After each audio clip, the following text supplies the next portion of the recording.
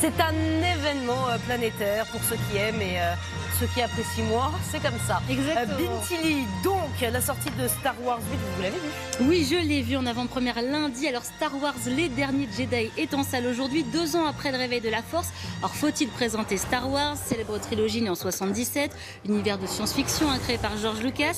On est aujourd'hui dans la 3e trilogie créée par Walt Disney. On est toujours dans cette galaxie lointaine. La résistance menée par la princesse Leia se bat contre le Premier Ordre qui a choisi le côté obscur de la Force. La résistance qui est bien mal en point car il ne reste qu'un seul Jedi, c'est Luke Skywalker.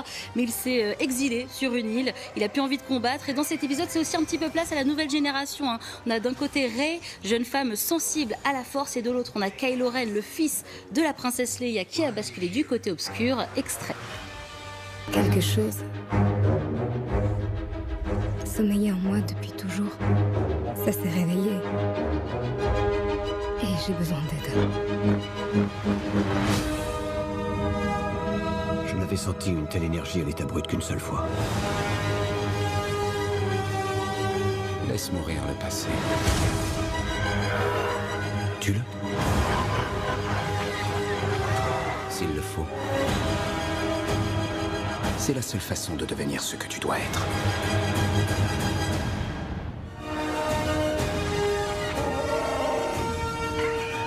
Nous sommes l'étincelle qui allumera l'incendie, qui réduira le Premier Ordre ensemble.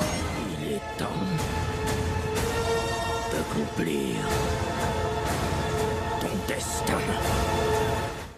Alors cet épisode, Pascal, c'est vraiment la suite que ça vous a du plu, précédent. d'abord? Ça, c'est une première. Oui, ça m'a plu. Le film est vraiment époustouflant, il faut le dire. Les univers, les costumes sont vraiment magnifiques. On a plein de nouvelles petites créatures, une centaine qui ont été créées spécialement pour le film. Ça, c'est vraiment très bon. On retrouve bien sûr tous les personnages qu'on aime. Luke Skywalker qui est en pleine crise existentielle. On a bien sûr la princesse Leia, Carrie Fisher, qu'on voit pour la dernière fois à l'écran car elle est morte un an après le tournage. Donc ça, c'est vraiment touchant de la voir à l'écran. On a bien sûr de superbes batailles futuriste, de très beaux face-à-face avec les sabres laser. Et il y a énormément de suspense. Pourquoi? Parce que le scénario ne va jamais là où on l'attend. Et il y a aussi beaucoup d'humour dans cet épisode. Donc ça, c'est vraiment nouveau. On rit parfois, on sourit beaucoup. Il y a beaucoup d'esprit. Et la frontière entre la Force et le côté obscur de la Force n'a jamais été aussi fine dans cet épisode. Le film dure quand même, Pascal, 2h30. Donc il faut s'accrocher. Mais on est quand même captivé de bout en bout par cette Benjamin, bataille ça entre le dérange bien et pas. le mal. Moi, Benjamin, 2h30, il n'a pas peur. c'est long. Je vous avoue qu'il y a une petite longueur au milieu. Je ne suis pas la seule à l'avoir pensé,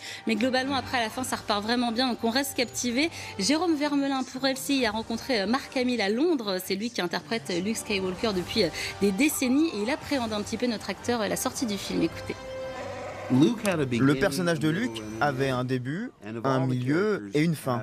Et de tous les personnages, c'est lui qui avait le plus évolué dans la saga. Il commence enfant et finit maître Jedi. Et je pensais que l'histoire allait se terminer comme ça. Du coup, la responsabilité de reprendre ce rôle était colossale. Vous savez, dans le milieu médical, la règle numéro 1, c'est surtout de ne pas faire de mal aux patients. Et je me suis dit, si je fais mon retour dans cet épisode et que les gens n'aiment pas l'histoire ou la façon dont je joue, cela pourra être très brutal. Vous avez un peu peur de ça? Un peu? Énormément, ça me terrifie. Voilà notre acteur terrifié, mais ça devrait bien se passer, vu les files d'attente depuis ce matin. Ça va cartonner. Les fans vont devoir être patients parce que vu la fin de l'épisode, ça va être très très dur d'attendre 2019. Il est déjà pour en tournage, l'épisode non 9, mais bien sûr, il arrivera en 2019. Et il y a même une 4e trilogie qui arrive, donc on n'a pas fini de vous parler de Star Wars. Voilà, et Philippe Gall, journaliste cinéma, culture pop et geek. Au point sera mon invité dans quelques minutes, donc pour parler de cet événement donc de Star Wars. Merci beaucoup Bintili.